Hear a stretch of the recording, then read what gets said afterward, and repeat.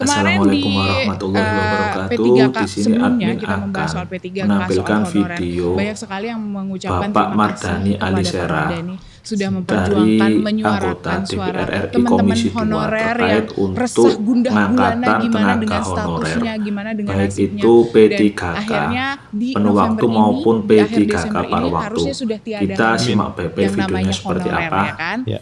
Tapi ternyata pengangkatan 2024 ini akhir Desember ini honorer sudah tidak ada, harus P3K semuanya. Jadi seolah-olah kayak apakah ini sudah benar-benar kita siap untuk mengangkat atau cuman sekedar kayak quote unquote kayak ya udah pindah aja statusnya dari yang honorer jadi P3K, tapi haknya, perlakuannya atau apa yang mereka peroleh itu sama gitu. Ya Nadia dan teman-teman, memang ada dua nih ya. Satu secara prosedural, dua secara substansial. Oke. Maunya dua-duanya kelar nih. Yes. Prosedural dari honorer jadi P3K. Substansial dari P3K. P3K itu kan bagian dari ASN. Yes. ASN kita bagi dua, PNS dan P3K. Karena dia bagian dari ASN, maka P3K juga punya hak, kesempatan tumbuh, berkembang, promosi, seleksi, nominasi, jaminan hari tua, sama dong. Iya. Karena sama-sama. Yes. Nah, bahasanya gini, kalau tidak ada rotan, akar pun jadi. Apa maksudnya? Pastikan yang prosedural jalan dulu. Oke. Sambil semua masuk gerbong, jadi P3K resmi di Desember 2024. Baru habis itu kita akan paksa yang prosedural ini masuk ke yang substansial. P3K kan banyak tuh, Pak, pakaiannya curhatannya apa coba saya juga tuh pengen ya, tahu nih. Pak, udah berubah Pak, saya tadi kerja ini sekarang pindah ke sini. Iya. Pak, saya S1, ada formasinya di SMA. Oh ada ya Pak? Ada. Ya, gitu. Oh gitu loh. Oke. Pak, Oke.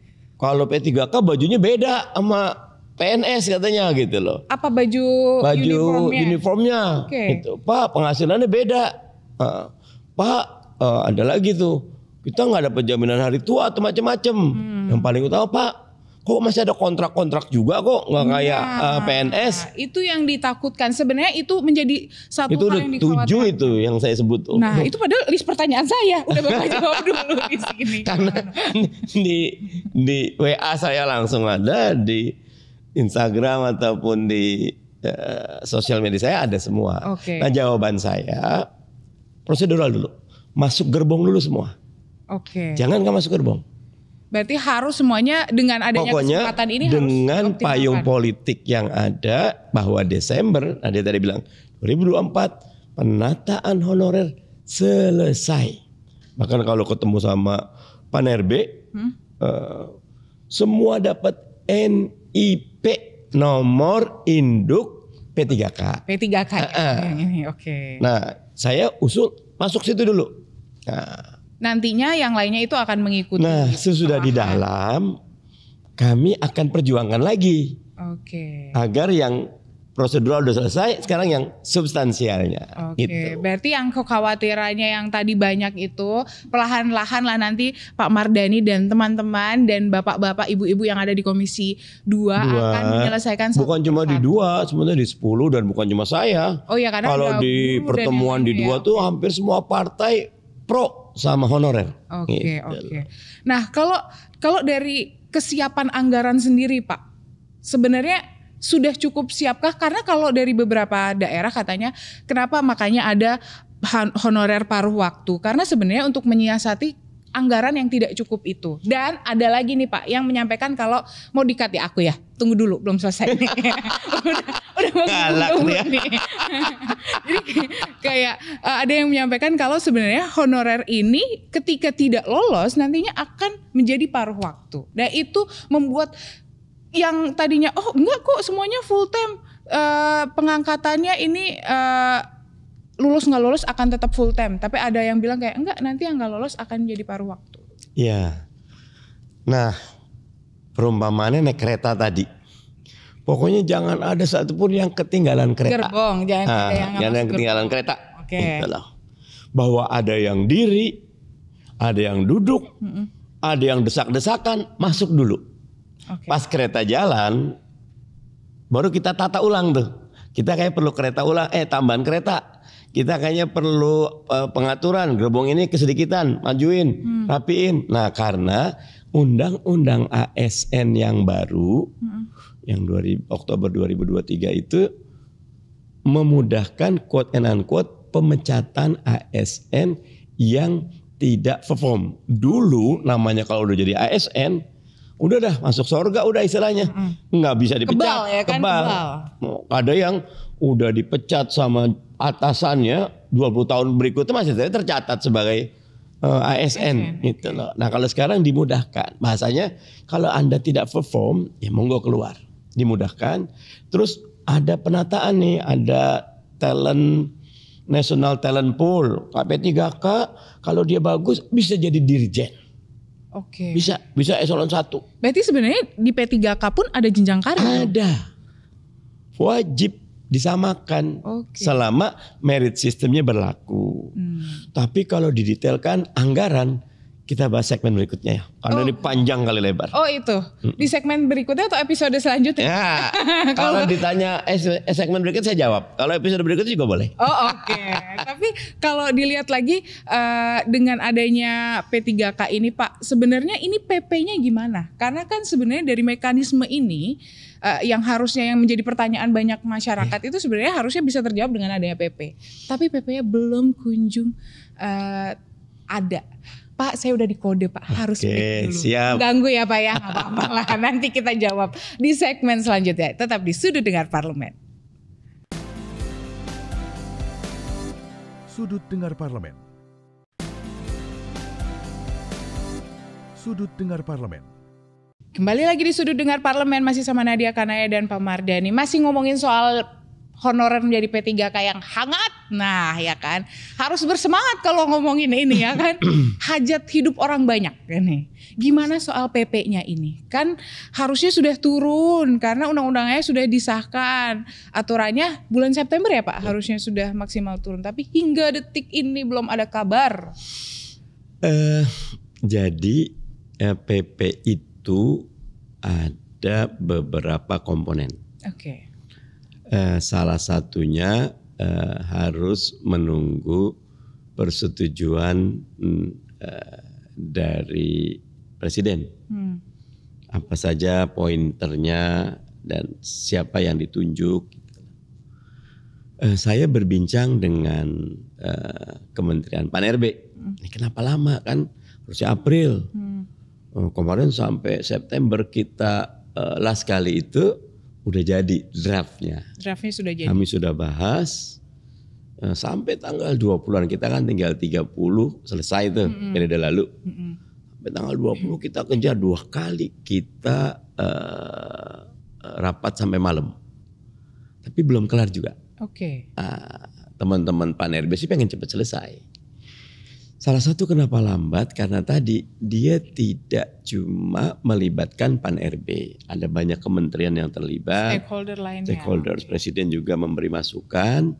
Yang dilakukan Pan-RB bagus. Mereka buat permen. Kalau nggak salah 48-49 permennya tuh 2023. Yang menjadi payung.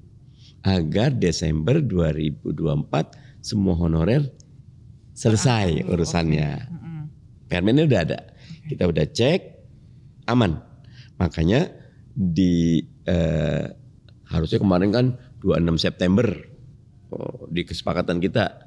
Tapi rupanya BKN, Pan-RB melihat beberapa hal.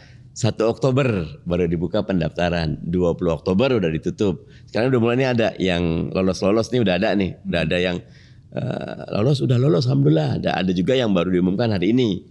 Ada beberapa, itu tergantung dari ke instansi dan KL masing-masing. Nah jadi kalau buat saya paling baik ada PP-nya. Tapi kalau permen itu niatnya baik untuk proses ini jalan, nggak masalah buat saya. Tapi tetap harus ada PP-nya kan? Harus dibahas di periode sekarang. Oke, berarti Gitu. ini akan di Komisi 2 pun akan tetap mendorong untuk Walaupun itu. secara aturan namanya PP itu adalah domainnya eksekutif.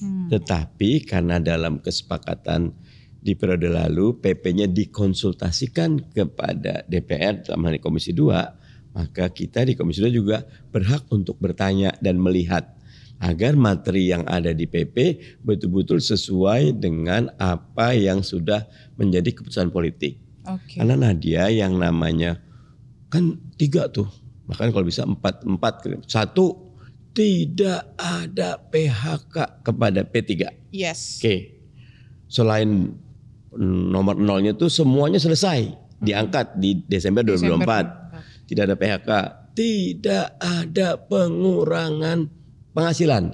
Yes. Nah, masuk dari situ. Yang terakhir tuh SD, SMP juga bisa jadi P3K. Yes. Nah, 4 ini keputusan politik. Itulah. Nah, kita pengen di PP itu 4 ini tidak boleh ada yang dianulir. Makanya kita Masuk di awal PP. PP-nya tuh. Oke. PP-nya mudah-mudahan sih periode sekarang bisa cepat selesai. Tapi walaupun menterinya baru, tapi sebenarnya saya nyebutnya Teh Rini karena dulu sesmen kan banyak berhubungannya. Sekarang jadi menteri, enak jadinya, sebetulnya enak, udah ngerti gitu. Nah, kalau yang terkait dengan ini Pak, kan tadi Bapak juga sudah menyinggung kalau ada yang mencurhatkan, kok bisa sih dari kuliah S1 jadi SMA, kemudian anggarannya gimana? Nah, itu jawabannya seperti apa? Karena sebenarnya curhatan itu juga banyak sekali kan Pak. Jadi ada 3 level. 1, keputusan politik di tingkat pusat selesai dengan yang tadi tuh. Desember selesai, tidak ada PHK, gaji tidak boleh turun, SD SMP boleh. Nah, di level berikutnya udah ada keputusan 1,7 juta honorer yang terdaftar di BKN semua harus masuk. Okay. Yang tadi itu Desember 2024. Yes. Dan 1,7 itu terbagi menjadi 2. 1 di institusi pusat, pemerintah pusat, 2 di institusi daerah. Institusi pusat secara umum hampir tidak banyak masalah. Karena anggarannya dari APBN. Yang masalah di institusi daerah. Betul. Karena rata-rata daerah itu masih takut merekrut, katakan kalau kemarin saya tidak salah, kan 1,7 itu sekitar 500-an, kalau nanti dicek datanya, pusat 1,2-nya daerah. Nah, yang bawah ini ketika diminta mengajukan membuka formasi agar 1,7 juta itu terserap semuanya, yang diajukan cuma 60-70%-nya. Oh. Bahkan kalau beberapa ada yang kosong. Nah, Kementerian Pan-RB itu berkali-kali mendesak daerah segera masukkan formasi biar target 1,7 juta itu tercukupi, segera masuk gitu. Masuk. Tapi daerah punya 2. 1, anggarannya kalau dibebankan ke mereka nggak mampu. Yang kedua, mereka ada aturan di Undang-Undang Keuangan Pusat Daerah tuh belanja pegawai di Pemda itu dibatasi 30%. Siapa yang belanja pegawai di atas 30% akan kena penalti oleh Kementerian Keuangan. Kementerian Dalam Negeri juga akan nah kata mereka, gimana kita disuruh lari tapi kakinya diikat. Makanya dalam RDP terakhir saya bilang masalahnya harus ngundang Menteri Keuangan kemari, kalau perlu Bappenas kemari, kita bahas ini bareng-bareng. Karena nggak bisa selesai dengan di Pan-RB BKN Mitra Komisi 2 karena yang pegang talinya, ada di yang buka ke APBN-nya Kementerian Keuangan atau Kementerian Dalam Negeri. Katakan dalam rangka untuk melaksanakan keputusan politik 1,7 juta ASN diangkat semua, Kementerian Keuangan 3 tahun ini membolehkan belanja pegawai di angka 40-45%. Baru mereka berani narik gitu loh. Agak memperbanyak jumlahnya gitu. Nah, sekarang nih yang terakhir dari 1,7 yang masuk formasi cuma 1,2 yang dibuka formasi. 500.000 gak masuk formasi. Tapi kami lagi berjuang 500 ini masuk ke paruh waktu dulu. Biar semuanya keangkut di gerbong kita. Berarti penyelesaiannya terkait dengan ketakutan anggaran itu memang benar dengan paruh waktu ini. Benar. Ya? Nah, itu paruh waktu tuh sebenarnya gimana Pak sistemnya? Kalau bahasa sederhana sih yang saya tangkap, tidak ada yang berani memberikan penjelasan seperti apa sih paruh waktu. Saya tanya desek kalau. Terus kenapa dikeluarkan statement paruh waktu itu? Gini, kalau semuanya dipaksa penuh waktu. Tidak ada kekuatan. Ada tadi tuh dari 4 tuh ada nomor 5 sebetulnya. Tidak mengganggu keuangan negara. Kalau semuanya diangkat, agak berat. Stabil ini nanti akan goyah. Kemungkinannya kan misalnya gini, di undang-undang ASN yang baru tuh P3K juga ada klausul jaminan hari tua. Itu dimasukkan. Nah, ketika paruh waktu yang saya dapat informasi, gajinya tetap. Tapi hak-hak sisanya belakangan. Itulah. Tapi yang penuh waktu, hak-haknya akan diperjuangkan. Oke, begitu. Jadi sudah terjawab ya untuk paruh waktu. Tapi yang untuk yang SMA yang ke itu tadi belum terjawab. Nah, itu lagi-lagi problemnya diserahkan ke Pemda.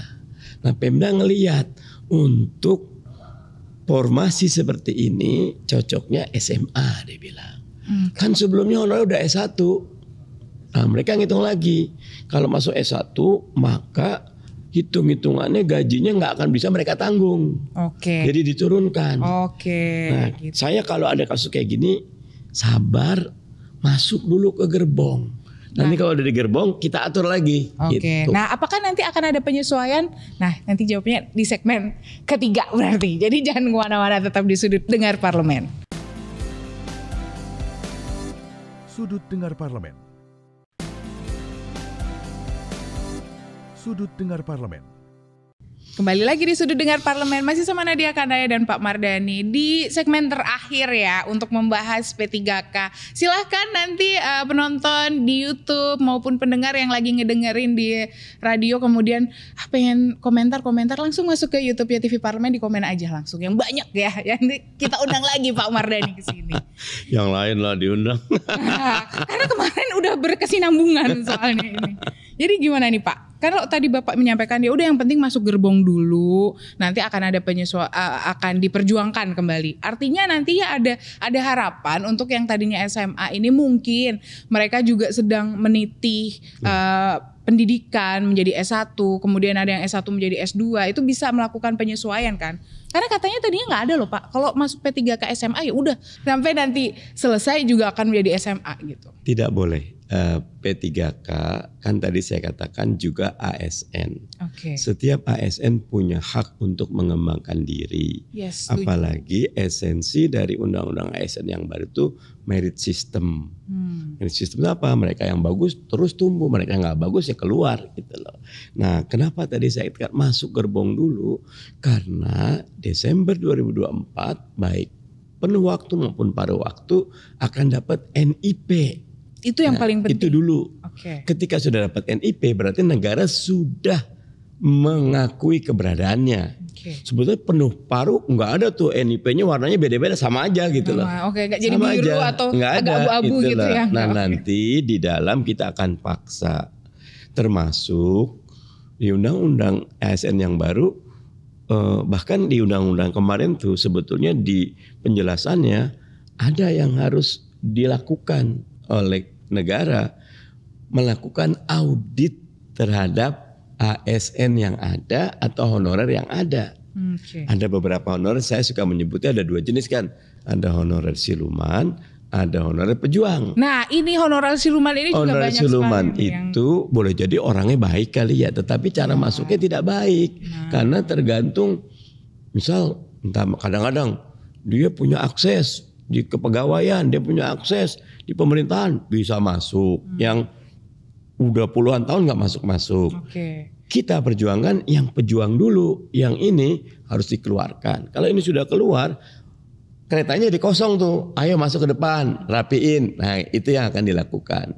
Jadi kalau bagaimanapun buat semua honorer, tetap optimis, tetap ikut aturan dan tetap berdoa agar prosesnya dimudahkan. Karena saya lagi banyak bantuin honorer K2.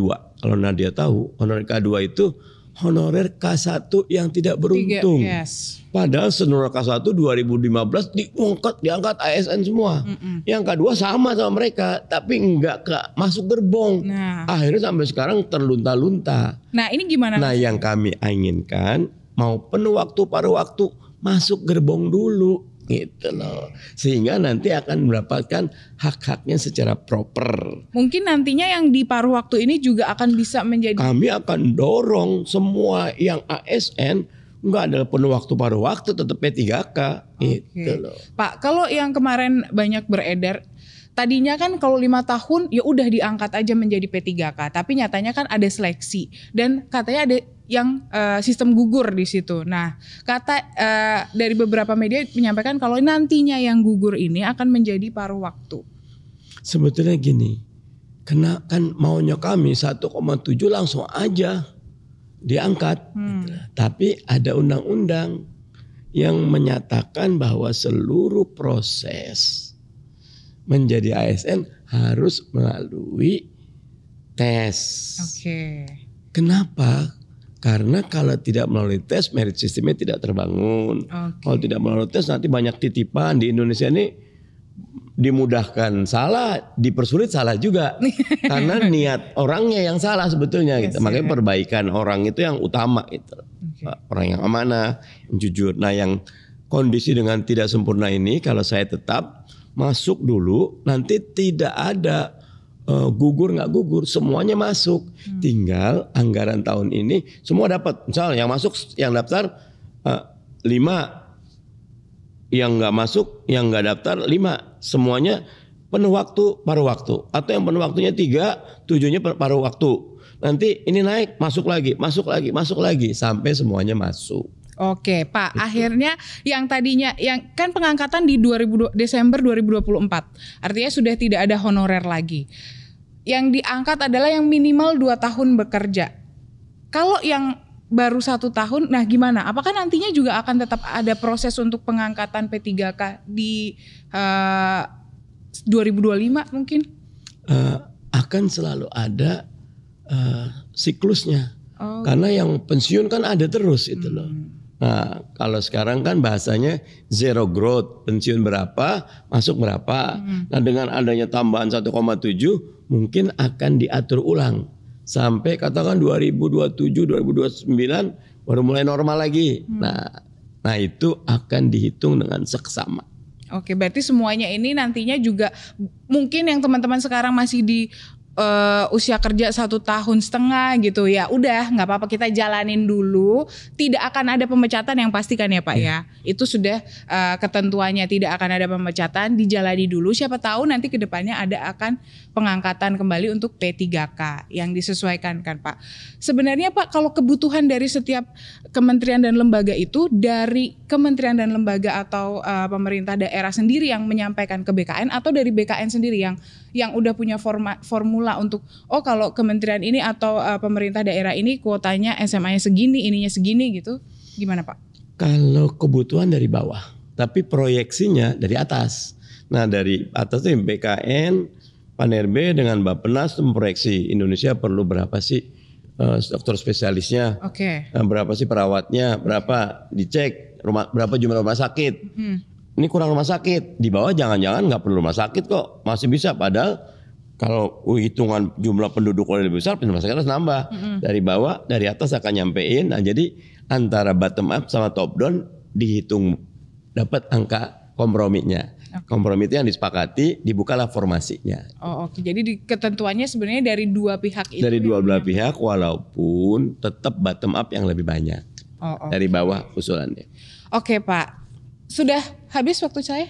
Masih ada 2 menit lagi. Oke Pak, 2 menit terakhir. Apa yang Bapak ingin sampaikan untuk teman-teman yang mungkin sekarang masih berjuang, masih ada keraguan dengan P3K ini nantinya ke depannya. Baik dari segi apa yang mereka, hak-hak yang mereka dapat, kewajiban dan yang lainnya Pak.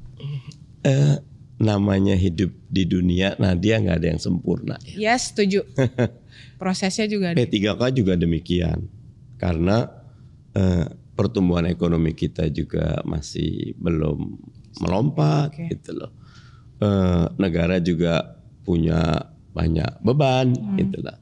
Yang saya usulkan, jalani proses dengan penuh kesyukuran, saat yang sama tingkatkan kapasitas dulu. Terus belajar, terus suka ilmu, terus tumbuhkan kelebihan. Nanti lama-lama orang ini bagus, cepat naiknya. Karena banyak cerita P3K yang bisa masuk ke pos-pos yang bagus adalah mereka yang suka belajar. Nah, jadi kalau buat saya minta maaf misal, wah udah paruh waktu masuknya turun kelas lagi, gitu. Masuk dulu, syukuri dulu. Nanti dari situ tumbuh berkembang. Karena kalau udah ngambek, nggak badul, nggak maju-maju kita. Terima gitu dulu. Iya. Kita lihat perkembangan nanti seperti apa. Terima, syukuri, terus tumbuh kembangkan diri, nanti ketemu jalannya. Oke, terima kasih Pak Mardhani sudah. Jadi sesuai yang telah disampaikan oleh Bapak Mardhani Alisera, anggota Komisi 2 DPR RI, admin mencatat ada beberapa poin yang telah beliau sampaikan. Yang pertama yaitu untuk seluruh tenaga honorer yang sudah terdata dalam data BIS BKN akan diangkat menjadi ASN, baik itu ASN P3K penuh waktu maupun ASN P3K paruh waktu. Yang kedua yaitu bahwa terkait untuk ASN P3K paruh waktu, Bapak Mardhani juga menjelaskan bahwa yang pertama tidak ada PHK massal bagi tenaga honorer. Yang kedua adalah tidak ada pengurangan penghasilan dari tenaga honorer. Yang ketiga adalah bahwa untuk tingkat pendidikan SD dan SMP itu bisa diangkat menjadi P3K. Untuk selanjutnya yaitu poin ketiga terkait untuk penggajian P3K itu memang diserahkan ke masing-masing instansi, baik itu instansi daerah maupun instansi pusat. Karena memang untuk penggajian itu dari Kementerian Keuangan memang untuk maksimal dari honorarium gaji pegawai itu maksimal 30% dari APBD masing-masing daerah. Semoga kedepannya akan ada perubahan kebijakan terkait aturan tersebut. Jadi memang ini adalah beberapa poin yang telah dicatat oleh admin terkait apa yang sudah disampaikan oleh Bapak Mardhani Alisera. Kita doakan semoga seluruh teman-teman tenaga honorer, baik R2 maupun R3, terutama bagi teman-teman tenaga honorer yang sudah mengabdi cukup lama, itu bisa diangkat menjadi ASN. Amin ya robbal alamin. Demikian apa yang bisa disampaikan oleh admin. Bagi teman-teman yang baru mengetahui channel Friendly Subristian, mohon dukungannya dengan cara memberikan subscribe, like, dan tulis tanggapan di kolom komentar. Admin doakan semoga teman-teman yang sudah memberikan subscribe selalu diberikan kesehatan, kemudahan, dan kelancaran dalam menjalankan aktivitas sehari-hari. Amin ya robbal alamin. Ada kurang lebihnya, admin mohon maaf yang sebesar-besarnya. Admin akhiri, wassalamualaikum warahmatullahi wabarakatuh.